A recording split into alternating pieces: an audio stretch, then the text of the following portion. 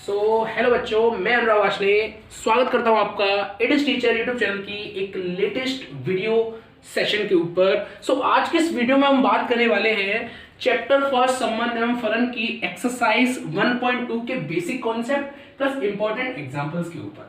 और अगर टाइम रहा तो कुछ हम क्वेश्चंस भी सॉल्व करेंगे एक्सरसाइज 1.2 के। आज की जो वीडियो होने वाली काफी ज्यादा इंपॉर्टेंट होने वाली है, क्योंकि एक्सरसाइज 1.2 में एक फलन और आच्छादक फलन जो कि आपके एग्जाम में पूछे जाते हैं उनमें काफी ज्यादा कंफ्यूजन बच्चों को रहता है। तो आज की वीडियो में आपका जो पूरा का पूरा डाउट है हम क्लियर करेंगे। गाइस चलिए वीडियो को स्टार्ट करते हैं।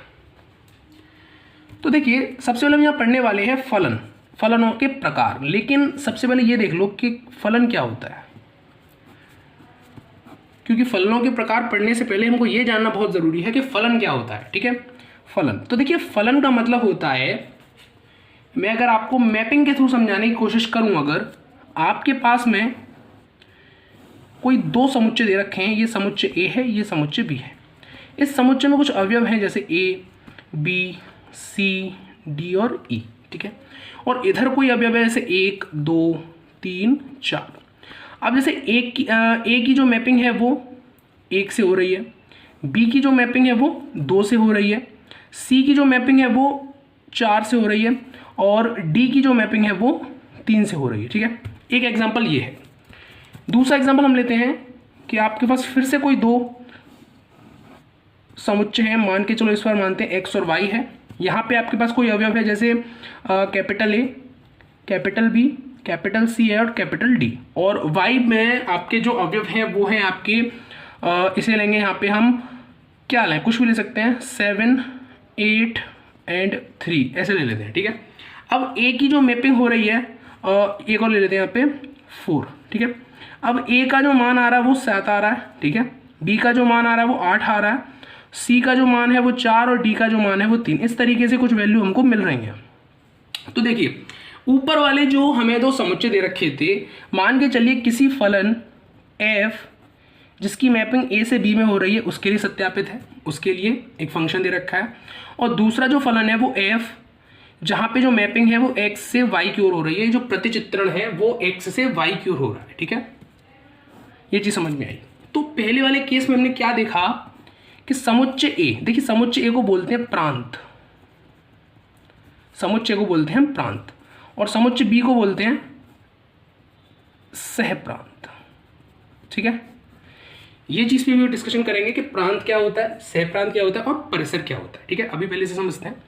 तो प्रांत ए में, या ऐसे बोलो समुच्चय ए में, अभी समुच्चय ए लेके चलते हैं। समुच्चय ए में आपको कोई 5 अवयव दे रखे हैं, ए, बी, सी, डी और ई। ठीक है, लेकिन अपन क्या देख रहे हैं अपन वहां पे कि ए का जो मैपिंग हो रही है, ए की जो प्रतिचित्रण हो रहा है बच्चों, वो हो रहा है 1 के साथ में। ठीक है, लेकिन जो बी का है उसका 2 के साथ में, सी का है 4 के साथ में और डी का है 3 के साथ में। ई जो अवयव है वो खाली छूट गया है, यानी ई जो अवयव था, ये वाला अवयव, ये आपका खाली छूट गया है, यानी इसकी मैपिंग इस वाले बी समुच्चय में कहीं भी किसी अवयव से नहीं हो रही है। ठीक है, इस वजह से ये जो आपका फलन था ये फलन होगा ही नहीं। समझ रहे हो, यहाँ पे आपने एक अवयव छोड़ दिया, इसका अर्थ हो गया कि आपने कोई फंक्शन दिया, जैसे होता है ना f(x = x², बहुत फेमस फंक्शन है, इसी को ले लेते हैं। और मैं बोलूं कि x के किसी वैल्यू के लिए वो x² प्रूफ ही नहीं कर पा रहा है। जैसे मैंने बोला कि f की मैपिंग हो रही है a से b के लिए, और फंक्शन आपको दे रखा है f(x = x²। ठीक है, f(x = x², लेकिन x जो वैल्यू आएगी कहां से आएगी, a प्रांत से, और y जो वैल्यू आती है वो b से आती है। y कहां पे होता है ये भी बात करेंगे। तो f(x) में जो x वैल्यू आती है वो समुच्चय a से आती है। ठीक है, लेकिन अगर हमने यहाँ पे क्या देखा कि e एक अवयव है जिसके लिए फंक्शन f(x) के द्वारा जो आंसर आएगा, देखिए क्या होता है, एक फंक्शन f(x) होता है और उसको जब आप सॉल्व करते हो तो यहाँ पे कुछ ना कुछ आंसर आता है। जैसे फंक्शन ऑफ f(x) के बारे में कोई और चीज़ ऐसे समझो कि f(x) है, उसके बारे में कोई आपको यहाँ पे अवयव दे रखा हो, सॉरी अवयव क्यों, एक फंक्शन दे रखा हो, कुछ भी हो सकता है, x² x-2 या x-1 का मॉड, कुछ भी हो सकता है। उसके बाद अब जब उसे सॉल्व करते हो, बेसिक रूल जो होता है अब तक जो हम पढ़ते आ रहे हैं, फिर उसका आता है आंसर। ठीक है, यहाँ पे ना दो चीज़ें होती हैं, क्या, एक तो x का जो मान है वो रखा जाता है, उसके बाद हमें एक आंसर मिलता है, वही चीज़ होती है यहाँ पे। क्या होती है कि x का जो मान हम लोग लेते हैं वो लेते हैं ए वाले समुच्चय से, ठीक है, और इसका जो आंसर आता है वो आता है बी वाले समुच्चय में। तब जाकर आप कहते हो कि ये एक फलन है और फलनों के प्रकार में इन दोनों अवयवों को या इनके तरीकों को डिस्ट्रीब्यूट कर सकते हो, वितरित कर सकते हो, तभी फलनों के प्रकार में वितरित कर सकते हो। जब तक कि फलन ही नहीं होगा कोई फंक्शन, कोई फलन खुद फलन ही नहीं है, तो उसको फलन के प्रकार में बांटोगे कैसे? जैसे अभी तक आपने 10th कंप्लीट नहीं किया और आपसे कोई बोले कि बेटा ये बता तेरा एडमिशन 11 में मुझे करना है, तो मैं आर्ट्स साइड दूं तुझे, साइंस साइड दूं या कॉमर्स दूं, ये बताने का या पूछने का मतलब ही नहीं है, क्योंकि बच्चे ने अभी तक 10th ही क्लियर नहीं कर पाया है, वो भी 8th या 7th स्टैंडर्ड में उस क्लास में पढ़ रहा है। समझ रहे हो? अर्थात कि अगर समुच्चय ए का कोई भी अवयव खाली छूट जाता है जिसका प्रतिचित्रण या जिसकी मैपिंग समुच्चय बी में नहीं है, उस केस में, उस कंडीशन में आप बोलोगे कि ये जो हमारा एक फलन दे रखा है ये फलन नहीं है।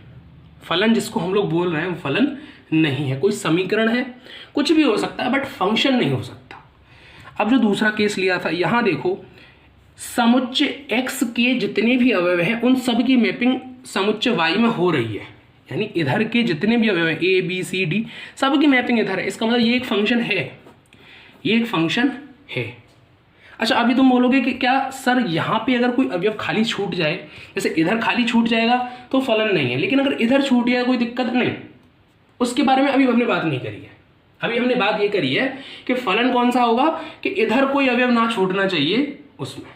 जिधर अगर किसी क्वेश्चन में या किसी एग्जाम्पल में या किसी ने आपसे पूछा कि ये समुच्चय ए है जिसकी मैपिंग ए से बी में हो रही है, कोई फंक्शन है जिसकी मैपिंग ए से बी में हो रही है, और समुच्चय में एक अवयव छूट गया है जिसकी मैपिंग है, जिसका जो प्रतिचित्रण है, जिससे संबंधित जो अवयव हमें बी में मिलने वाला था वहां मिला नहीं है, अर्थात समुच्चय ए का एक अवयव खाली छूट गया। अर्थात अगर वो पूछे क्या ये फलन है या नहीं है, आप बोलोगे नहीं है, ठीक है।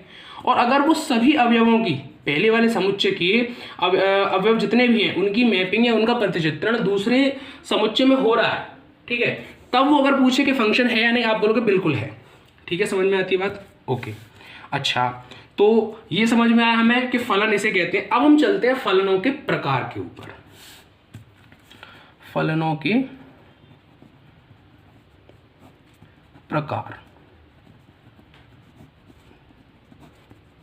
ठीक है। अच्छा, तो यहां पे आपको जो फलनों के प्रकार पढ़ने होते हैं उसमें से पहला जो फलन का प्रकार आता है वो आता है आपका, सॉरी थोड़ी पेंसिल चेंज कर लूं मैं पेन को। पहला जो फलन आता है वो आता है आपका एकैकी फलन। एकैकी फलन, इसको इंग्लिश में बोलते हैं वन वन फंक्शन या मैपिंग। समझ में आई? ठीक है, तो एकैकी फलन क्या होता है? देखो, एकैकी फलन को पहले मैं मैपिंग से समझाता हूँ। एक्चुअली क्या होता है ना, मैपिंग से आप लोगों को थोड़ा अच्छा समझ में आता है, एक एग्जांपल आपको पता चल जाता है, लेकिन जब एक थ्योरी से ही आपको समझाया जाए तो वो कहीं ना कहीं डाउट थोड़ा छोड़ देता है। तो थोड़ी मैं मैपिंग को साथ लेके चलूँगा, ठीक है। इस तरीके से आपके पास कोई दो समुच्चय हैं ए और बी। अब समुच्चय में कुछ अवयव दे रखे हैं, जैसे A B C D E, है ना, ऐसे करके 5 अवयव दे रखे हैं आपको। और समुच्चय बी में हम ले लेते हैं 1 7 6 3 2, ठीक है, और क्या हो सकता है, चलो अभी इतने ही ले लेते हैं, ठीक है। अब मैं बोलूँ कि ए की जो मैपिंग हो रही है वो 7 के साथ है, बी की जो मैपिंग हो रही है वो 6 के साथ है, 3 की जो मैपिंग है सी की जो मैपिंग है वो 2 के साथ है, डी की जो मैपिंग हो रही है वो, सॉरी यार थोड़ा एरो टेढ़ा हो गया, 1 के साथ है, और क्या बचा 3, ई की जो मैपिंग हो रही है वो 3 के साथ है, ठीक है। अर्थात कि पहला जो समुच्चय है, अच्छा ये बता देता हूँ कि ये जो समुच्चय है वो किसी फंक्शन एफ के लिए है, और जहाँ से ये बोला जा रहा है कि मैपिंग जो है ए से बी हो रही है। देखो इसका मतलब क्या है, इसका मतलब होता है कि यहाँ एफ ये प्रदर्शित करता है कि कोई एक फंक्शन है आपको दिया गया है, कोई एक फलन आपको दे रखा है, और उसकी जो मैपिंग है, मैपिंग का मतलब प्रतिचित्रण, ठीक है, यानी कि उसका जो प्रतिचित्रण हो रहा है वो समुच्चय ए से समुच्चय बी की ओर हो रहा है। समझ में आई बात? ठीक है। अच्छा, तो यहाँ हमने देखा कि समुच्चय ए में 5 अवयव दे रखे हैं और पांचों की जो प्रतिचित्रण है उनकी जो मैपिंग हो रही है वो बी में हो रही है।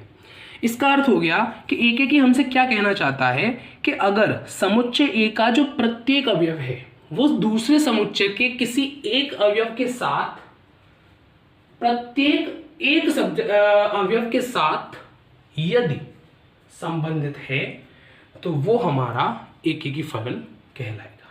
दोबारा समझते हैं कि पहले वाला आपको जो समुच्चय दे रखा है वॉट एवर इट इज, उसका नाम ए है, बी है, सी है, एक्स वाई जेड कुछ भी है, कुछ भी हो सकता है यार, कुछ भी। बैट बॉल रख लो नाम, पहले वाला बैट दूसरे वाला बॉल, अब तो अच्छे समझ में आएगा, ठीक है ना। तो पहले वाले समुच्चय के जितने भी अवयव हैं वो दूसरे वाले समुच्चय के किसी एक अवयव से संबंधित हैं, इसका अर्थ है वो एकेकी फलन है। किसी एक से संबंधित होना चाहिए। देखो नाम से क्लियर है, एक एक ही यानी 1 1 1 1 अर्थात कैसा हो गया, एक एक की फलन। तो ये तो हो गया समझने की दृष्टि से, सही है। लेकिन जब आप थ्योरी लिखोगे, जब आप कुछ प्रूफ करोगे, कोई क्वेश्चन सॉल्व करोगे, वहां कैसे बताओगे कि ऐसे लिख दोगे, नहीं, उसका भी एक तरीका होता है ना प्रॉपर। वो देखो, अगर मान के चलो आपको कोई फंक्शन एफ एक्स दे रखा है जिसकी वैल्यू कुछ है, हमें नहीं पता क्या है, बस कुछ है, ठीक है, कुछ भी हो सकता है, एक्स स्क्वायर, एक्स माइनस 1 का मॉड, एक्स माइनस 2 अपॉन में एक्स माइनस 1, और कुछ भी हो सकता है, एक्स माइनस कुछ भी, मैं बोल रहा हूँ कुछ भी, ठीक है। तो हमको क्या करना है, एक्स की जगह पहले रखना है x1, उसकी जो वैल्यू आएगी उसको बराबर रख देना है एफ एक्स टू के।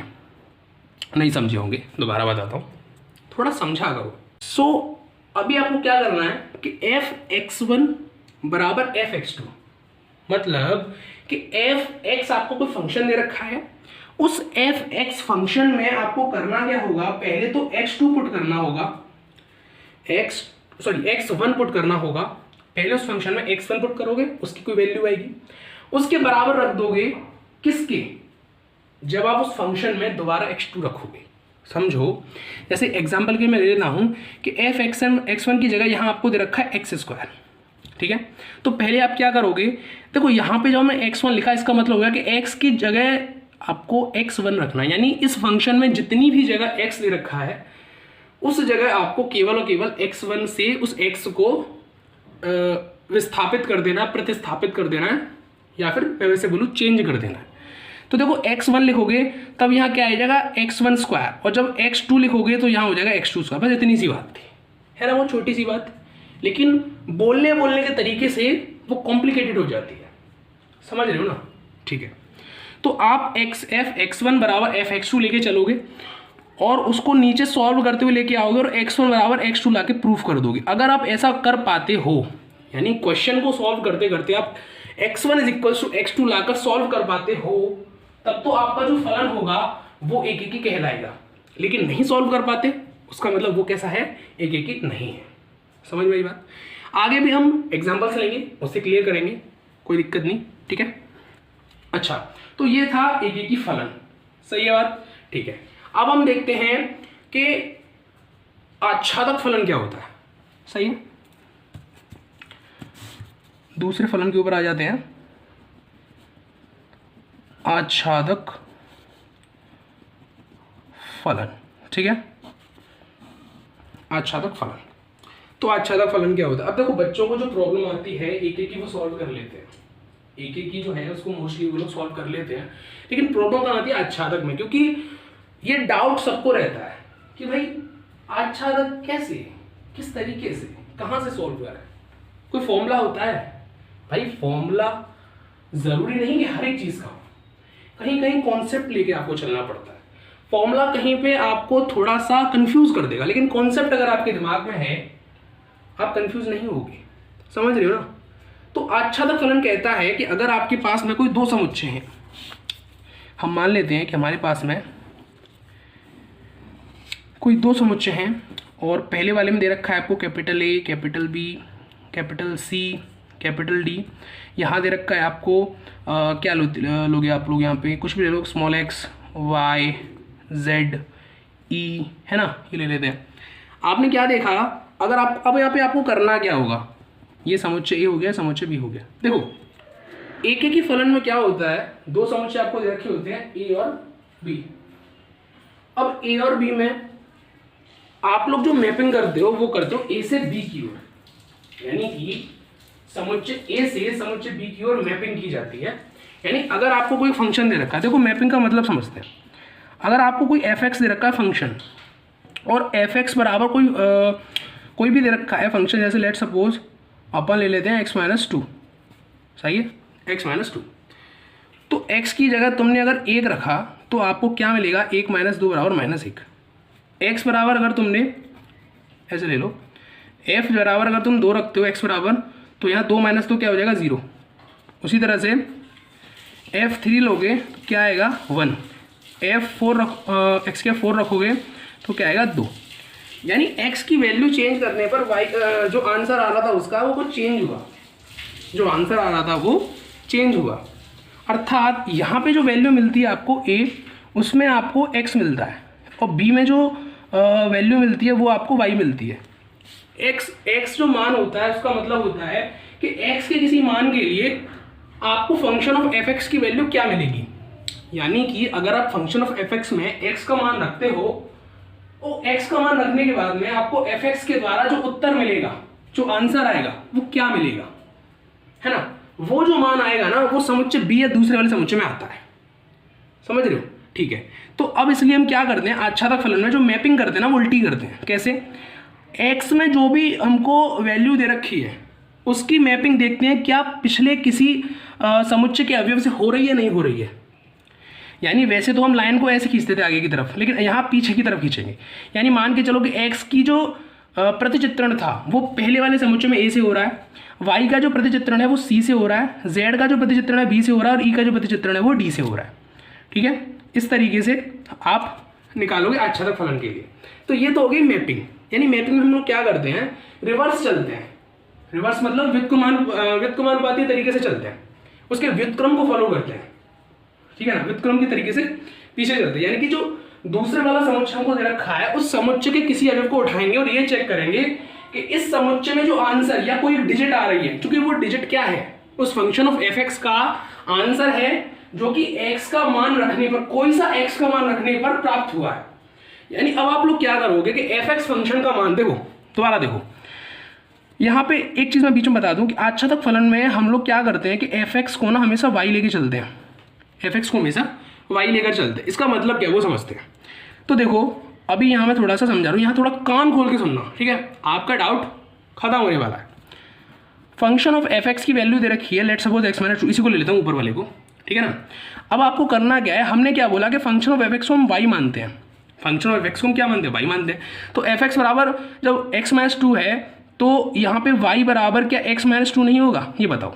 f(x) बराबर y है और f(x) बराबर x-2 है, तो y बराबर x-2 नहीं होगा, बिल्कुल हो जाएगा, सही है, ठीक है। तो देखो अब यहाँ से अगर मैं x की वैल्यू निकालता हूँ, माइनस का इधर जाएगा तो y+2। अब मतलब समझो, यानी कि अगर मैं x की जगह कोई वैल्यू रखता हूँ, x की जगह जैसे यहाँ से मान के चलो मैंने क्या करा, a रख दिया, यहाँ से a वैल्यू उठाई। मैंने क्या बताया कि पहले वाले समुच्चय से जो भी तुमको डिजिट मिलेंगे, जो भी संख्याएं मिलेंगी वो कौन सी होंगी, x की वैल्यू होंगी। x की वैल्यू कौन सी, जो फंक्शन ऑफ f(x) के x की जगह प्रतिस्थापित करके आप रखोगे। और दूसरा वाला जो समुच्चय होगा यहाँ आपको वैल्यू मिलेंगी y की, और y क्या होता है, जो आंसर आपको मिलेगा f(x) का। देखो क्या बोला है, f(x) बराबर y, यानी f(x) का जो आंसर है वो क्या है, y है, आंसर y है, या f(x) की वैल्यू y है, सॉरी फॉर दैट, ठीक है, वो क्या है, y है, ठीक है ना। तो f(x) बराबर y हो गया, ठीक है, समझ में आई बात। तो यहाँ से हमने क्या देखा कि यहाँ पे इस वाले जो समुच्चय में आपको जो आंसर मिलेगा, जो एक डिजिट, जो एक आंसर मिल रहा है, आंसर के रूप में क्या मिल रहा है, डिजिट। तो हम क्या करेंगे, उस डिजिट को यहाँ चेक करेंगे कि किस x की वैल्यू के लिए वो डिजिट आया था। जैसे f तुमने a रखा, सॉरी x a रखा, तो फंक्शन ऑफ a की वैल्यू क्या आई, x आई। अब तुम यहाँ कन्फ्यूज होगे, मैं इसको ना x1 ले लेता हूँ, x1 y1 z1 और e1। तो यहाँ पे जो f(a) की जो वैल्यू आई वो x1 आई। समझो ये x जो है वो ये वाला x नहीं है, वो इस वाले समुच्चय में जो एक अवयव था x1, वो वाला x1 है, सही है। तो f(x) बराबर जो y दे रखा था उसका मतलब था, सॉरी फॉर दैट, उसका मतलब था कि f की जगह जब, सॉरी x की जगह जब खुद x रखा हुआ था उस टाइम पे उस फंक्शन को हम y बोल रहे थे, लेकिन x की जगह जब हमने a रखा और f(a) की वैल्यू पता करी तो हमको x1 मिला। तो ऐसे ही करके फिर हमने क्या करा कि फंक्शन में x की जगह b रखा तो हमको y1 मिला, हमने C रखा, हमको Z1 मिला। हमने क्या करा, कैपिटल D रखा तो हमको E1 मिला। तो ये सारी वैल्यूज हमको मिलती गई। तो इसकी वजह से हमने क्या करा, दो समुच्चय बना दिए। यहाँ पे हमने वो सारे अवयव लिख दिए जो कि आंसर के रूप में हमें मिल रहे थे, आंसर के रूप में हमें मिल रहे थे। और आंसर को हम किससे डिनोट कर रहे हैं, हम y से डिनोट कर रहे हैं आंसर को। तो इसलिए हमने बोल दिया कि y जो भी यहाँ हमें मिलेगा, देखो ये भी y है, ये भी y है, ये भी y है, ये भी y है। y क्या है, एक चर संख्या है, यानी वेरिएबल नंबर है जिसका मान परिवर्तित हो सकता है, आप लोग जानते हो, ठीक है। तो y किसका अवयव रहा, b का। तो एक तरफ तो हमने ये वाले आंसर लिख लिए, दूसरी तरफ हमने क्या लिखा, दूसरी तरफ हमने लिखा कि x के जो मान हमने चेंज किए थे, यानी x की जगह जो हमने बारी बारी से a b c d रखा था उसको भी हमने एक समुच्चय में रख लिया, सही है। तो इस तरीके से हमने एक मैपिंग दो समुच्चय तैयार किए। अब हमने उनको मैपिंग को रिवर्स करके देखा, यानी उसके जो प्रतिचित्रण हो रहा था ना उसको विपरीत करके देखा। क्या हमें प्राप्त हुआ, हमने देखा कि x1 जो वैल्यू आ रही थी वो a के लिए आ रही थी। हमने देखा कि y1 जो वैल्यू आ रही थी वो c के लिए आ रही थी, सॉरी यार b से जो वैल्यू आएगी यहाँ z1 आएगी, ठीक है। c से जो आ रही है यहाँ पे वो y1 है, ठीक है, ठीक है। तो जो z1 वैल्यू आई वो b के लिए आई, जो y1 वैल्यू आई वो c के लिए आई, और जो e1 वैल्यू है वो आपकी d के लिए आई। तो इस तरीके से हम रिवर्स करके हमने चेक करा। तब हमने इस कंडीशन में बोला अगर उसकी, देखो इधर अगर कोई एक अवयव रह जाता, इधर अगर कोई एक ऐसा अवयव छूट जाता जिसकी मैपिंग यहाँ नहीं हो पाती, तब ये आच्छादक नहीं था। जैसे अभी यहाँ पे क्या था, 5 अवयव थे, पांचों की मैपिंग यहाँ हो रखी थी। सपोज करो कि यहाँ पे एक अवयव और होता f, सही है, यहाँ पे एक f1 अवयव और होता तो उसकी मैपिंग तो यहाँ कहीं हो नहीं रही, इसका मतलब ये आच्छादक नहीं होता, आच्छादक नहीं होता उस केस के लिए, केवल जब f और होता है यहाँ पे, यानी कोई एक अवयव यहाँ पे छूट जाता जिसकी मैपिंग समुच्चय a के साथ, सॉरी समुच्चय a के किसी अवयव के साथ नहीं थी, तब तो ये आच्छादक नहीं था। लेकिन अब चूंकि f1 यहाँ पे है ही नहीं, उस कंडीशन में ये आच्छादक कहलाएगा। तो ये तो हो गई आपकी मैपिंग वाली बात, सही है। और ये जो इधर मैंने समझाया ये हो गया आपका लिखने का तरीका। एक तरीके से ऐसे समझ लो कि आपको क्या करना है कि हमने जब यहाँ पे देखा कि f(x) बराबर आपको मिल रहा था y, सही है। तो जब मैंने यहाँ पे ऊपर सॉल्व किया था, सॉरी कहाँ गया, यहाँ पे, तो यहाँ से x की वैल्यू y/2 आ रही थी। यानी कि देखो जरा समझो, f(x) की जगह x-2 था और f(x) को हम y बोल रहे थे, तो हमने डायरेक्ट y को x-2 बोल दिया, y को x-2 बोल दिया, यहाँ से x की कुछ वैल्यू निकाल ली। तो हमने क्या देखा कि हमें x की जो वैल्यू है, x की जो वैल्यू है वो y के टर्म में मिल गई, समझ रहे हो। इसका अर्थ हो गया ये एक आच्छादक फलन, ठीक है, समझ में। अर्थात क्या हुआ कि आपको अगर x की जो वैल्यू है वो y के फॉर्मेट में मिल जाती है तो आप बोल लोगे ये मेरा एक आच्छादक फलन है। तो ये यहाँ तक जो हमने बात करी वो एक एक की और आच्छादक के ऊपर बात करी, ठीक है। अब इनकी हम कुछ जो एग्जांपल्स हैं उनको सॉल्व करेंगे, ठीक है। तो चलिए एग्जांपल्स की ओर आगे बढ़ लेते हैं, ठीक है बच्चों। अब आपके लिए आ गए एग्जांपल्स। तो पहला एग्जांपल है कि सिद्ध कीजिए कि f(x) = 2x, जहाँ पे f(x) का जो मान दे रखा है वो 2x है, द्वारा प्रदत्त फलन, एक फंक्शन है जो फलन क्या कर रहा है, n से n में उसका प्रतिचित्रण हो रहा है, n से n में उसकी मैपिंग हो रही है, अर्थात कि प्राकृतिक संख्याओं से प्राकृतिक संख्याओं में उसकी मैपिंग हो रही है, ठीक है ना। अब ये एक एक ही है किंतु आच्छादक नहीं है, ठीक है। अच्छा अभी एक चीज़ और, हमने भी बात करी थी कि प्रांत, सहप्रांत और परिसर के ऊपर कि ये चीज़ें होती क्या है, ठीक है। तो एक छोटे से कॉर्नर में अभी बता देता हूँ मैं आपको। देखो आपको मैंने क्या बताया था कि आपके पास में दो समुच्चय हैं, ठीक है, ये A है ये B है। तो A में जितने भी अवयव आएंगे वो आपके कहलाएंगे प्रांत, यानी कि ये आपके कहलाएंगे प्रांत, ठीक है, ये प्रांत। और B में जितने भी अवयव हैं वो कहलाएंगे आपके सहप्रांत, ठीक है। अब परिसर क्या होता है, तो देखो A में उपस्थित जितने भी अवयव हैं, मान के चलो 4 अवयव हैं और चारों की मैपिंग, इसमें क्या है कोई 5 अवयव दे रखे हैं, तो लेकिन 4 की जो मैपिंग है ना वो किन्हीं 4 से हो रही है। जैसे ऐसे समझ लो कि इधर अवयव है A B C और D, और इधर A B C D और E भी है इधर, चलो इन्हीं D ले लेते हैं, ठीक है। और इधर 1 2 3 4 5 6 ऐसे करके 6 अवयव दे रखे हैं। लेकिन A B C D की जो मैपिंग है वो A की हो रही है 1 के साथ, B की हो रही है 2 के साथ, C की हो रही है 3 के साथ और 4 की हो रही है 4 के साथ, D की हो रही है 4 के साथ। तो परिसर में क्या आएगा, तो यहाँ जो परिसर होगा ना, परिसर होगा कि इस साइड के जो अवयव हैं उनका जो संबंध इस साइड वाले जिन अवयवों से है उन अवयवों को हम बोलते हैं उनका परिसर। यानी परिसर में आएगा आपका 1 2 3 और 4, क्योंकि 1 2 3 4 के साथ क्या है A B C D का संबंध जुड़ा हुआ है, उसकी मैपिंग जुड़ी हुई है है ना। तो इसीलिए जो 1 2 3 4 बी समुच्चय के जो अवयव है वो परिसर कहलाएंगे। देखो ठीक है, तो इस तरीके से प्रांत सह प्रांत परिसर छोटे से कॉर्नर में फिट कर दिया, लेकिन तुम्हारे माइंड में फिट कर दिया, कहीं पे क्वेश्चन आएगा भटकोगे नहीं। दूसरी चीज प्रांत और सह प्रांत, यहाँ प्रांत और सह प्रांत क्या होता है, जब आपको एक फंक्शन दे रखा होता है, देखो इस इधर साइड वाला जो अवयव है ना ये प्रांत होता है, इधर वाला आपका सह प्रांत होता है, ठीक है ना, क्योंकि ये पहले वाला अवयव समुच्चय है, दूसरे वाला समुच्चय, इसलिए पहले वाला क्या हुआ प्रांत, दूसरे वाला क्या हुआ सह प्रांत, ठीक है। आगे वाले क्वेश्चन पे जरूरत पड़ेगी, वहां भी मैं आपको रिवाइज करा दूंगा, पर आप इस चीज को माइंड में रखिएगा। तो अब उदाहरण पे आ जाते हैं। तो उदाहरण में हमसे जैसे कि बताया गया है कि एक फंक्शन दे रखा है जो बोला गया है f(x) is equals to 2x, सही है। अब f(x) इज इक्वल्स टू जो 2x फंक्शन दे रखा है उसको हमको एक एक ही तो है लेकिन आच्छाद नहीं ये सिद्ध करना। तो देखो कैसे सॉल्व करेंगे, पहले लिखेंगे एक एक ही के लिए, ऐसे आपको अपनी आंसर शीट में लिख के आना है, अपनी उत्तर पुस्तिका में लिख के आना है कि एक एक ही के लिए f(x1) is equals to f(x2), समझे, f(x1) बराबर f(x2). तो अब यहाँ पे x की जगह जब तुम x1 रख दोगे तो क्या हो जाएगा 2x1, इधर क्या हो जाएगा 2x2। इसको समीकरण 1 मान लो और यहाँ लिख दो तुम समीकरण 1 से, ठीक है, समीकरण 1 से। अब 2 से 2 का आपका कैंसिल आउट हो जाएगा और x1 बराबर x2 आपको मिल जाएगा, x1 x2 मिल गया। अर्थात हमने क्या बताया था कि एक एक ही में x1 अगर x2 के बराबर है, वीडियो को दोबारा रिवाइंड करके देखो, समझ में नहीं आया तो कोई जल्दी नहीं है, क्योंकि देखो वीडियो 10 बार देख लो लेकिन समझ में नहीं आई बात, फायदा नहीं भाई। अगर अभी तक थोड़ा डाउट है वापस जाओ चेक करो, मैंने क्या बताया था वहां पे कि अगर x1 x2 के बराबर आ जाता है तब क्या होता है, हमारा फंक्शन एक एक ही होता है। तो ये हमारा सिद्ध हो गया इस तरीके से। अब आच्छादक पे आते हैं,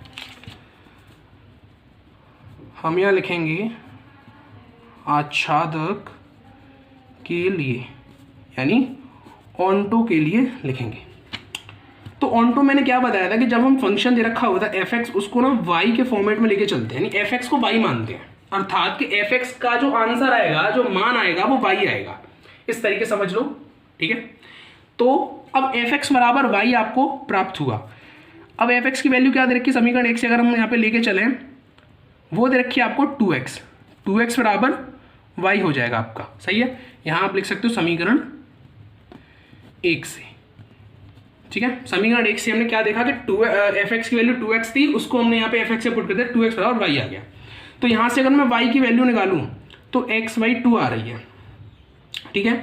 y की जो वैल्यू निकालूँ वो x/2 हो रही है, ठीक है।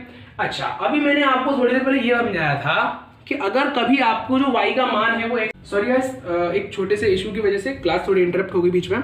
तो मैं बोल रहा था कि y की जो वैल्यू है आपको यहाँ से x/2 मिली, ठीक है। अच्छा, तो अब हम यहाँ पे क्या देखेंगे कि मैंने थोड़ी देर पहले आपको ये बताया था इंट्रोडक्शन में कि y की जो वैल्यू है, सॉरी y का जो मान है अगर आपको x के टर्म में मिल जाता है, यानी y का जो मान आएगा वो x के टर्म में आपको मिल जाता है, तो आप ये बोल दोगे कि वो आच्छादक फलन है। आप तो लोग सर आपने तो ये बताया था, ठीक है कोई दिक्कत नहीं, लेकिन वो ट्रिक है भाई, ट्रिक है। लेकिन मैं ऐसे बोलूंगा, क्या बताया था मैंने स्टार्टिंग में कि देखो ट्रिक समझ लिया तुमने, ठीक है, लेकिन कॉन्सेप्ट भी साथ लेके चलो।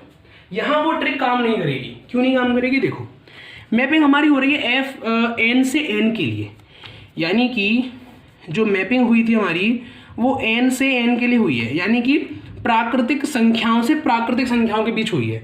यानी मैं ऐसे बोलूँ कि तुम्हें कोई दो समुच्चय दे रखे हैं, दोनों कैसे हैं, प्राकृतिक संख्याओं के समुच्चय हैं, और दोनों प्राकृतिक संख्या में क्या आता है, प्राकृतिक संख्या क्या होती है, 1 से लेकर अनंत तक होती है, धनात्मक इन्फिनिटी यानी धनात्मक अनंत तक वो संख्याएं जाती हैं, यानी 1 2 3 4 5 डॉट डॉट डॉट कहीं तक जा सकती है, ठीक है। इधर भी सेम चीज़ है। अच्छा, तो मुझे एक चीज़ थोड़ा सा समझाओ कि y जो है वो एक्चुअल में क्या है, फंक्शन ऑफ x है, फंक्शन ऑफ f(x) को ही तो हमने y माना था, यानी x के ऐसे किस मान के लिए y का मान, यानी x के ऐसे किस कौन सा मान होगा जिसके लिए y की वैल्यू 1/2 आएगी। आप बोलोगे एक रख दें अगर यहाँ पे हम, तो y की वैल्यू 1/2 आ जाएगी, लेकिन y की जो वैल्यू आई है 1/2, क्या वो प्राकृतिक संख्याओं में डिफाइन हो रही है, प्राकृतिक संख्या में आती है, मतलब 1/2 क्या प्राकृतिक संख्या में आएगी, नहीं आएगी भाई, नहीं आएगी। क्यों, क्योंकि प्राकृतिक संख्या 1 2 3 4 5 6 7 8 9 10 11 12 13 14 15 16 17 18 19 20 अनंत तक होती हैं, समझ लियो ना, 1/2 नहीं आएगी, प्राकृतिक संख्याओं में नहीं आएगी यार। अतः तुम क्या लिखोगे यहाँ पे, आपको थ्योरी लिखनी पड़ेगी छोटी सी समझाने के लिए, ठीक है। तो अब हम यहाँ पे क्या लिखेंगे हिंदी में कि x बिलोंग टू n के लिए, जहाँ पे x जो है प्राकृतिक संख्याओं के समुच्चय से बिलोंग करता है, उसके लिए x का ऐसा कोई भी मान हमारे पास नहीं है जिससे y का मान हमको प्राकृतिक संख्याओं में प्राप्त हो। x का ऐसा कोई मान नहीं है जिसके लिए हमको y का मान प्राकृतिक संख्याओं में प्राप्त हो। अगर वो हो भी रहा है तो 1/2 हो रहा है। अगर हम यहाँ लिखें हैं तो यहाँ मैं बोलूँगा x equal to x belongs to capital N के लिए एक अगर बिलोंग करता है n से, यानी कोई एक अवयव है जो कि n से बिलोंग करता है, उसके लिए अगर मैं बोलूँ कि f(x) की वैल्यू जो 2x आ रही है, f(x) जो 2x आ रही है वो 1 आनी चाहिए। अर्थात एक जो है प्राकृतिक संख्या इस वाले सहप्रांत से, जो इसका सहप्रांत होगा जहाँ पे मुझे उसका आंसर मिलेगा, अगर वो 1 आ रहा है, क्योंकि हर एक अवयव के लिए ये कैसा होना चाहिए, आच्छादक होना चाहिए। हर एक अवयव के लिए हर एक अवयव के लिए आच्छादक होना चाहिए। अगर नहीं हो रहा है तो वो आच्छादक नहीं है, ठीक है। तो यहाँ पे f(x) बराबर 1 आएगा, लेकिन x के किसी मान के लिए f(x) बराबर 1 हमें प्राप्त नहीं होता है, जो कि n से संबंधित हो।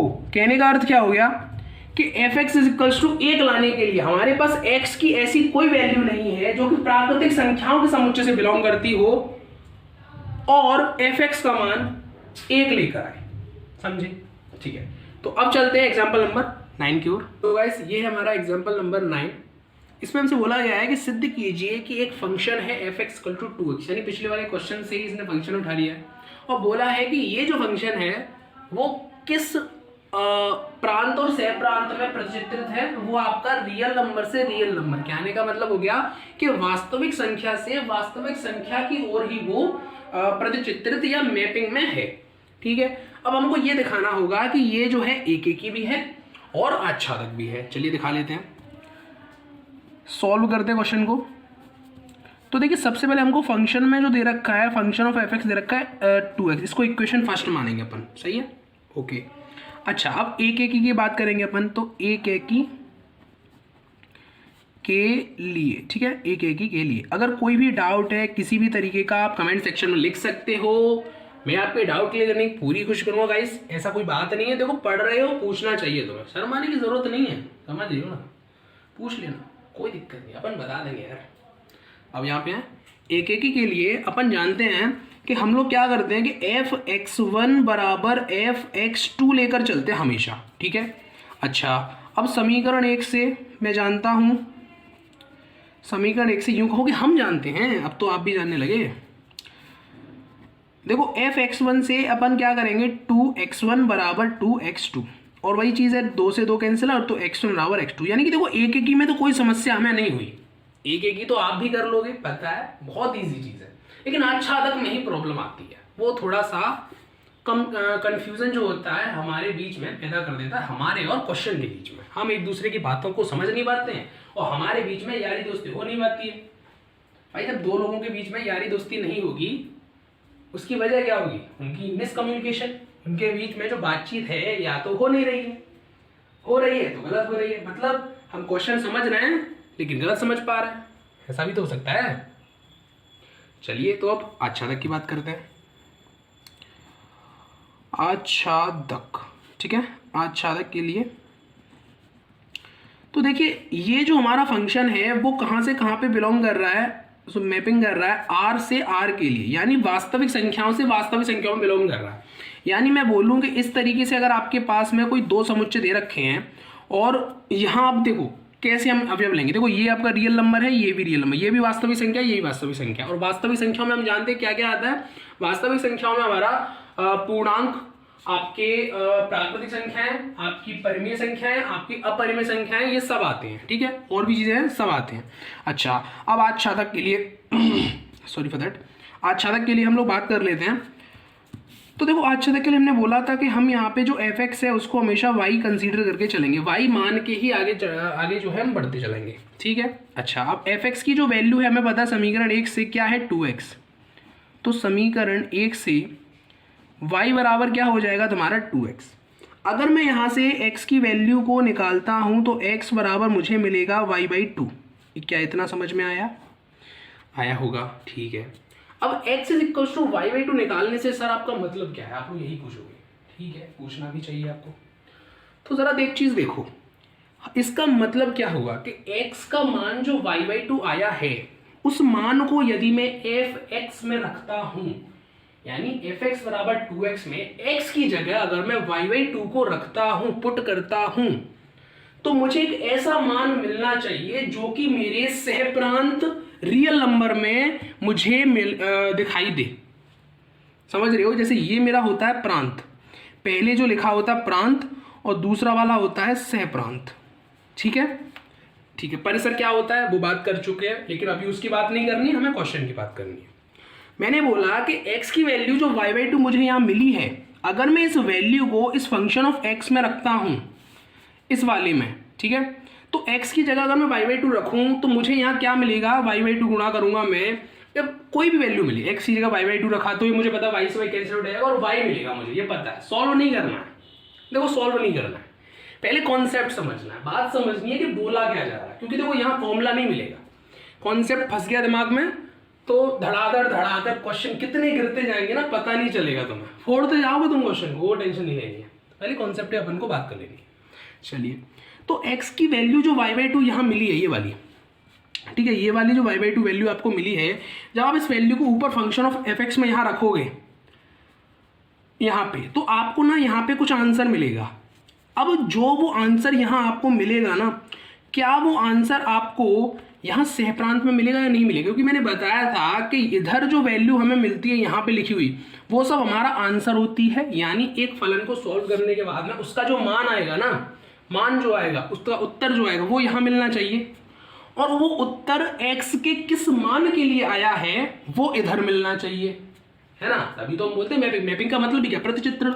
अब तुमने अपनी इमेज सामने शीशे में देखी, और अगर तुम ये देख के बोलो कि भाई शीशे में मुझे कोई पीछे बंदा खड़ा दिखाई दे रहा है, और तुमने वापस पीछे मुड़ के देखा, वहां भी तुम्हें बंदा दिखाई दिया, इसका मतलब कि तुमने आच्छादक फलन को प्रूफ कर दिया। लो, तुम्हारे घर से घर में मैंने एग्जांपल दे दिया, मतलब तुमने वहां प्रतिचित्रण कैसे किया, देखो तुमने आईने से शुरू किया और अपने पीछे खड़े जो व्यक्ति खड़ा है उसके ओर संकेत करके इस फलन को समझा कि अगर तुमने आईने में किसी व्यक्ति को देखा जो पीछे खड़ा है और वास्तव में पीछे मुड़ के देखा तो पीछे व्यक्ति खड़ा तुम्हें मिला, इसका अर्थ हो गया कि तुमने उसकी जो इमेज, अब समझो शीशा कौन सा समुच्चय होगा, शीशा जो आपका समुच्चय होगा वो होगा आपका y वाला या b वाला, दूसरा वाला समुच्चय जिसे आप सहप्रांत बोलते हो, और आप जहां खड़े हो आपके पीछे जो बंदा खड़ा है वो कैसा होगा, प्रांत होगा, आपका समुच्चय a या समुच्चय x होगा, सही है। तो आपने क्या करा, सहप्रांत से प्रांत की ओर मैपिंग करी, यही तो हम आच्छादन में बोलते हैं कि आपको क्या करना है, सहप्रांत से प्रांत की तरफ मैपिंग करके देखना है कि सहप्रांत में जो हमें आंसर मिल रहा था क्या वो प्रांत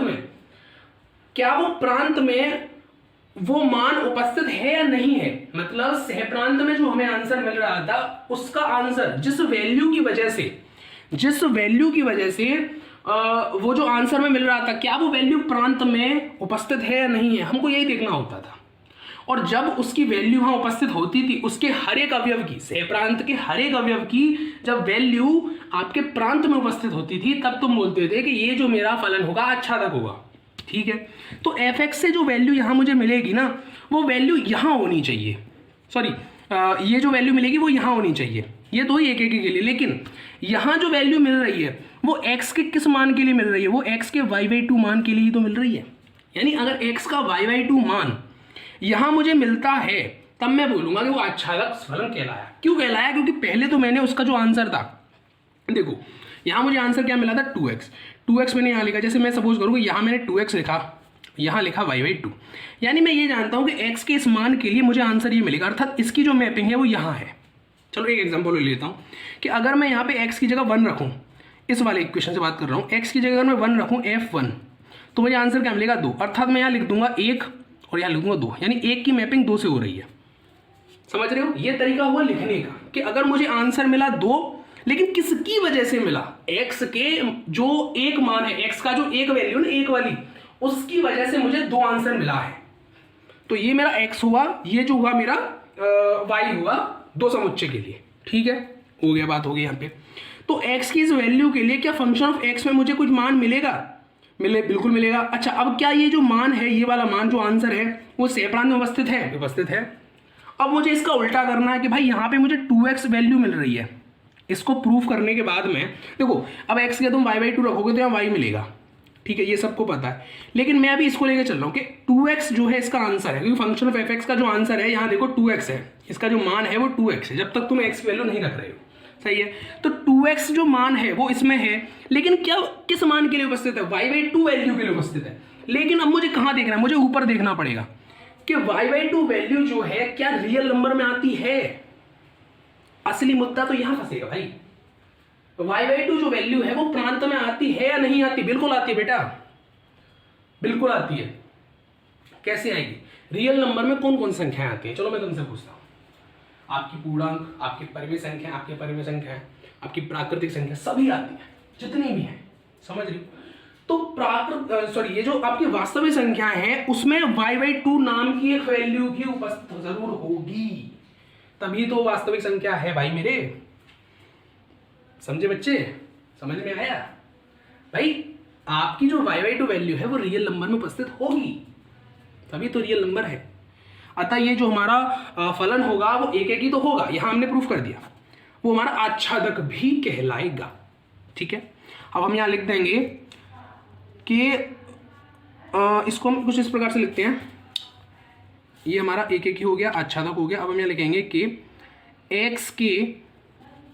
x के मान y/2 के लिए, इस तरीके से लिख सकते हो, x के मान y/2 के लिए, या ऐसे लिखो x बराबर y/2 के लिए जो y/2 है ना वो बिलोंग कर रहा है रिलेशन R से। मतलब x की जो वैल्यू y/2 है वो रिलेशन R कौन सा है? ये जो है तुम्हारा प्रांत है, तभी तो अच्छा था वो। अच्छा था क्या करते हैं? सहप्रांत से प्रांत में मैपिंग करी जाती है, प्रतिचित्रण करा जाता है। तो वो क्या बोल रहा है कि y/2 से जो R है, R यानी कि प्रांत, वो y/2 वैल्यू R से बिलोंग कर रही है, प्रांत से बिलोंग कर रही है। अर्थात ये कैसा होगा? अच्छा फल होगा। इसलिए जैसे लोगों चूंकि कि x बराबर y/2 के लिए y बराबर 2 y/2 बिलोंग कर रहा है R यानी कि प्रांत से, इसलिए यह एक आच्छादक फलन होगा। ठीक है, समझ में बात? तो ये क्वेश्चन नंबर आपका एग्जांपल नंबर 9 आपका सॉल्व होता है। अब चलते हैं एग्जांपल नंबर 10 की। तो गाइस ये रहा एग्जांपल नंबर 10। इसमें बोला गया है कि सिद्ध कीजिए कि f1 बराबर f2 बराबर 1 है तथा x की जो वैल्यू है वो 2 से बड़ी है, जिसके लिए fx बराबर x माइनस 1 द्वारा प्रदत्त फलन जो है वो n से n की मैपिंग के लिए, अर्थात प्राकृतिक संख्याओं से प्राकृतिक संख्याओं में प्रतिचित्रण के लिए आच्छादक तो है लेकिन एक ही नहीं है। समझ में आई बात? अब चलिए इस क्वेश्चन को सॉल्व कर लेते हैं। ठीक है, देखिए यहां पे हमसे बोला गया है कि f1 बराबर f2 और ये किसके बराबर है? 1 के। चलो मैं ये मान लेता हूं कि f1 बराबर f2 है, कोई फंक्शन होगा जहां पे f1 की वैल्यू f2 की वैल्यू के बराबर है। लेकिन अब यदि मैं इसको कंपेयर करूं, देखो ये तुमको लिखना नहीं है एग्जाम में, बस कंपैरिजन बता रहा हूं कि f, क्योंकि x का क्वेश्चन पहला आया अभी तुम्हारे पास, fx1 बराबर fx2, अगर इन दोनों चीज़ों से कंपेयर करूं, और मैंने बोला था कि fx1 बराबर fx2 लेकर जब तुम चलोगे तो तुमको x1 बराबर x2 मिलना चाहिए। ये होता है एक की फलन की जो बेसिक मूल अवधारणा होती है, बेसिक कंसेप्ट होता है, वो ये होता है। सही है, समझ में आती है बात? तो f1 बराबर f2 तो चलो मान के चलो 1 हो जाएगा, लेकिन क्या इसके अंदर जो वैल्यू लिखी हुई है 1, क्या कभी 2 के बराबर हो पाएगी? अपने अंदर भी सोचो, क्या 1 कभी 2 के बराबर हो सकता है? देखो 1 को अगर तुम 2 में रखो, किसी फंक्शन में रखो, और 2 को उसी फंक्शन में रखो, तो एक बार वो पॉसिबिलिटी है कि वो 1 आएगा, क्योंकि देखो यहां पे भी दे रखा है कि f1 बराबर f2 बराबर 1 आ रहा है। चलो मान लिया, लेकिन क्या 1 2 के बराबर हो जाएगा?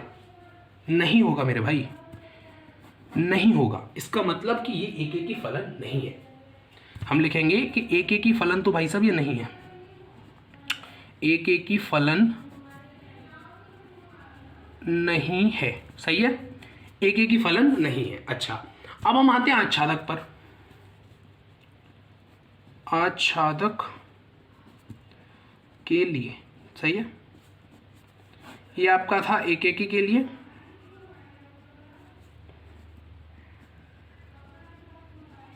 ठीक है, एक एक के लिए था। अब आच्छादक के लिए हम बात करते हैं। तो देखो आच्छादक में हम लोग क्या लेके चलते थे कि फंक्शन को हम y मानते थे, यानी कि अगर आपको कोई फंक्शन दे रखा है, चूंकि कि f(x) बराबर हम उसे y मानते थे, इसलिए y बराबर क्या हो जाएगा x-1। प्रश्न से ऐसे लिख लो, या तुम ऐसे लिख लो कि तुमने यहाँ पे समीकरण लिख रखा है कि f(x) बराबर x-1, इसको इक्वेशन फर्स्ट मान लो और यहाँ लिख दो समीकरण 1 से, ठीक है, ऐसे लिख लो। प्रश्न से लिखने की अच्छा आप ऐसे लिखो समीकरण 1 से, ठीक है, ये ज़्यादा अच्छा लगा, इसको मत लिखना आप, ठीक है। इससे लिखने से पहले ये लिखना, उसके बाद ऐसे लिखना कि चूंकि f(x) बराबर y, जिसको बता दो नहीं पता, ये जो साइन होता है वो चूंकि का होता है और ये वाला जो साइन होता है वो इसलिए का होता है। आपने पढ़ा होगा, बट फिर भी मैं क्लियर कर देता हूँ। तो f(x) बराबर x-1 दे रखा है, लेकिन अब हमको ये जानते हैं कि f(x) को किससे रिप्रेजेंट करते हैं, y से रिप्रेजेंट करते हैं। तो y बराबर क्या होगा, सीधे सीधे x-1, ठीक है, समझ में आई बात। तो यहाँ से अगर मैं y की x की वैल्यू निकालूँ, x बराबर क्या मिलेगा मुझे, y+1। अब ज़रा मुझे तुम एक चीज़ बताओ, यहाँ देखो, मान के चलो तुम्हें यहाँ पे कोई 2 समुच्चय दे रखे हैं, समुच्चय दिखाई दे रहा है पूरे, बिल्कुल ठीक है, ये x हो गया, चलो x नहीं xy तो है, इसको a भी ले लो, नहीं तो यहाँ कन्फ्यूजन पड़ेगा। चलो, तो अब मुझे ज़रा एक चीज़ बताओ, मैंने क्या बोला, ये हमारा क्या है, प्रांत, ये क्या है हमारा, सह प्रांत, ठीक है, और सह प्रांत से प्रांत की तरफ मैपिंग करते हैं अपन, मतलब ये देखते हैं कि सह प्रांत में जो अवयव उपस्थित है, जो वैल्यू उपस्थित है, वो प्रांत के किस मान के लिए आई है या उसका किस मान से संबंध है, यही तो देखते हैं, ठीक है। तो हमने क्या देखा कि f(x) का जो आंसर आ रहा है y आ रहा है, ठीक है। यहां से हमने देखा कि x के किस मान के लिए आ रहा है, x के y+1 मान के लिए उसका आंसर y आ रहा है, ठीक है।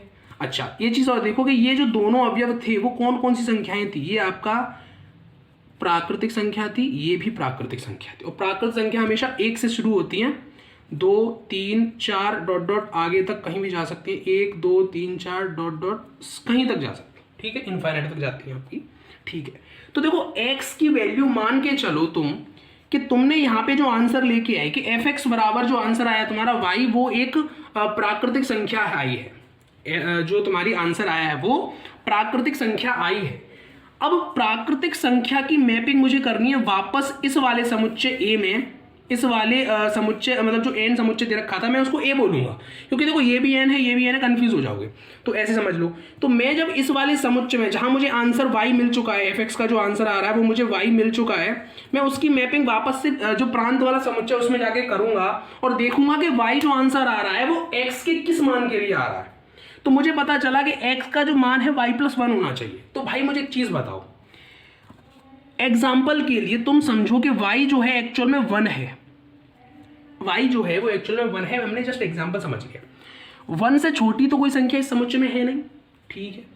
अब मैं अगर इसके अनुसार x बराबर y की जगह 1 रखूंगा और इधर 1 हो गया तो x बराबर 2 आया, यानी 1 की मैपिंग कहाँ होगी, 2 के साथ होगी, 1 की जो मैपिंग हो रही है वो 2 के साथ हो रही है, समझ में आई बात। अगर मैं इससे छोटी संख्या लेना चाहूं तो ले नहीं सकता मैं, क्यों, क्योंकि इस समुच्चय में वो संख्या मिलेगी ही नहीं, क्योंकि प्राकृतिक संख्या हमसे क्या बोलता है कि भैया मैं प्राकृतिक संख्याओं का एक समुच्चय हूं, एक ग्रुप हूं, मेरे अंदर तो 1 से लेकर अनंत तक के अवयव आएंगे। अब तुम्हें अगर अपना क्वेश्चन सॉल्व करना तो इस तरीके से करो भाई, ठीक है। अब मैं अगर ये चाहूं कि भाई मुझे यहाँ पे एक गलत प्रूफ करके दिखाना है कि ये आच्छादक नहीं है, भाई आच्छादक मेरे हिसाब से आच्छादक नहीं है, लेकिन क्वेश्चन कह रहा है कि भाई आच्छादक है, तो तुम प्रूफ करके दिखाओ, तो तुम प्रूफ कर ही नहीं सकते भाई, क्यों ऐसे कर दोगे तुम प्रूफ, भैया मेरे अगर तुम y की जगह 0 भी रख दो जो कि इस अवयव में नहीं है, y की जगह 0 रख दो जो कि इस समुच्चय में दे ही नहीं रखा है, फिर भी x की वैल्यू क्या आएगी, इमेजिन करके देखो तुम, अगर तुम y की जगह 0 रख देते हो फिर भी तुम्हें x वैल्यू क्या मिलेगी, 1 मिलेगी। वो क्या है, 1 कैसी संख्या होती है, प्राकृतिक संख्या है भाई। कैसी संख्या, प्राकृतिक संख्या है। तो भी तो उसका प्रतिचित्रण यहां मिल रहा है, एक जो अवयव है वो भी तो यहां उपस्थित है। बताओ भाई, लेकिन ऐसा केस तो कभी हो ही नहीं सकता। क्यों, क्योंकि y बराबर 0 तुम रखोगे नहीं, क्योंकि y बराबर अगर तुमने 0 रख दिया तो ये प्राकृतिक संख्या नहीं हुई, ये तुम्हारी प्राकृतिक संख्या नहीं हुई, ये तुम्हारी मानवकृत संख्या हो गई। समझ रहे हो? इस वजह से आपका ये जो फंक्शन है वो अच्छा तक होगा। देखो इतनी बात जो है वो तुम्हें समझाने की है, ऐसी बात है जो दिमाग में रखनी है। अगर कोई टीचर आपसे पूछते हैं भैया कैसे है, तब आपको ये चीज़ एक्सप्लेन करनी है, ये वाली जो है। और क्वेश्चन में क्या लिख के आना है कि एफ एक्स बराबर वाई, तो वाई बराबर एक्स माइनस 1 है। तो यहाँ पे लिखेंगे, आपको इसके नीचे लिखना होगा कि y, जो y वैल्यू है जो कि आपको इस वाले प्रांत में मिलती है, इस प्रांत के जो अवयव होते हैं उनको हम y बोलते हैं, कि y बिलोंग्स टू n के लिए, जहाँ पे y जो है प्राकृतिक संख्या n से बिलोंग कर रही है, उसके लिए x belongs to n, n है, इसलिए फलन आच्छादक होगा या है, फलन आच्छादक होगा या है, ऐसे लिख दो, फलन आच्छादक है। ठीक है, चूंकि y बिलोंग्स टू n के लिए x बिलोंग कर रहा है n से, इसलिए फलन आच्छादक है। क्योंकि देखो y की जो वैल्यू है, जो आपको प्राकृतिक संख्या मिल रही है, उसके लिए जो x था वो भी आपको उसके उसका जो समुच्चय था प्राकृतिक संख्या वाला प्रांत, उसमें मिल रही है। यानी ये कैसा होगा, अच्छा संबंध हमारा कहलाए। सो गाइस, ये थी वीडियो। कहीं पे अगर आपको डाउट हो, कुछ भी चीज़ पूछनी हो, आप कमेंट सेक्शन में लिख दो, आपके लिए ही है, डाउट पूछने के लिए ही है। और हाँ, हर वीडियो के लास्ट में जो मैं बोलता हूँ उसे कर दिया करो यार प्लीज़, वीडियो को लाइक कर दो। और हाँ, अगर तुम वीडियो में यहाँ तक बने हुए हो तो सब्सक्राइब करके देखो यार, ज़रूर जाना, क्योंकि कहीं ना कहीं वीडियो पसंद आई है, इसका मतलब तुम्हें वीडियो को सब्सक्राइब करना चाहिए, चैनल को सब्सक्राइब करना चाहिए। ठीक है, ताकि लेटेस्ट वीडियो जो भी आए हमारी वो आप तक सबसे पहले पहुंचे, जिसके लिए आपको क्या करना पड़ेगा, बेल आइकन होगा उसको प्रेस करना पड़ेगा। और हाँ, सबसे बड़ी बात, अपने दोस्तों के साथ, अपने बेस्ट फ्रेंड्स के साथ शेयर करो यार, वीडियो को दबा के शेयर करो, रुकना नहीं है यार, रुकना नहीं है, कर दो। उससे बोलो कि चैनल पर पढ़ाई स्टार्ट हो गई है, चैप्टर 1 स्टार्ट हो गया है, तो लग जा भाई। समझ रहे हो ना, कर दो शेयर। ठीक है गाइस, तो मिलता हूँ आपसे एक और ऐसी इंटरेस्टिंग वीडियो के साथ, तब तक के लिए बाय बाय।